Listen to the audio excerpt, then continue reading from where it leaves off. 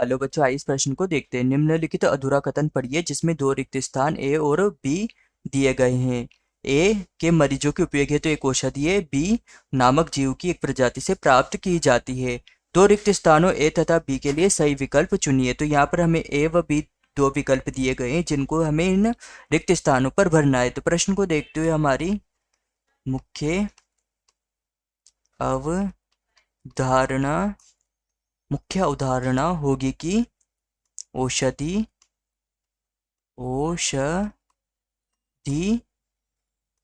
क्या है। तो जो औषधि होती है या क्या होती है, तो औषधि एक ऐसा रासायनिक पदार्थ होता है जो किसी जीव के शरीर व मन पर अपना प्रभाव डालता है। इस प्रकार के जो रासायनिक पदार्थ होते हैं इन्हें औषधि कहा जाता है। तो यहाँ पर प्रश्न ने हमें दो रिक्त स्थान दिए गए थे, जहाँ पर ए हमारे पास स्वाइन फ्लू व मोनेस्कस। तो जो मोनेस्कस होता है यह हमें खमीर के स्टेनिस से प्राप्त होता है, जो शरीर में कोलेस्ट्रॉल के नियंत्रण का कार्य करता है, ना कि स्वाइन फ्लू का। तो यह गलत हो जाएगा। बी है हमारे पास एड्स स्यूडोमोनास। तो जो स्यूडोमोनास होता है यह एक जीवाणु होता है तथा जो एड्स होता है यह HIV विषाणु से होता है। तो यहाँ पर यह भी गलत हो जाएगा। सी है हृदय पेनिसिलियम। तो जो पेनिसिलियम होता है यह प्रतिजैविक होता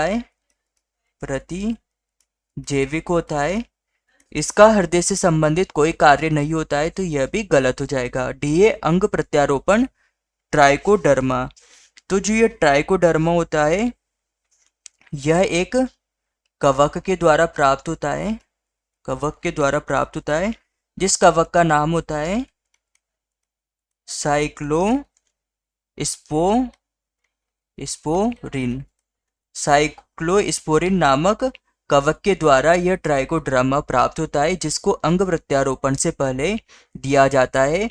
तो यह हमारा सही उत्तर हो जाएगा, उत्तर डी कि ए अंग प्रत्यारोपण के मरीजों के उपयोग हेतु एक औषधि है ट्राइकोडर्मा नामक जीव की एक प्रजाति से प्राप्त की जाती है। तो हमारा उत्तर होगा उत्तर डी। तो यहाँ पर हमारा प्रमुख सिद्धांत होगा कि औषधि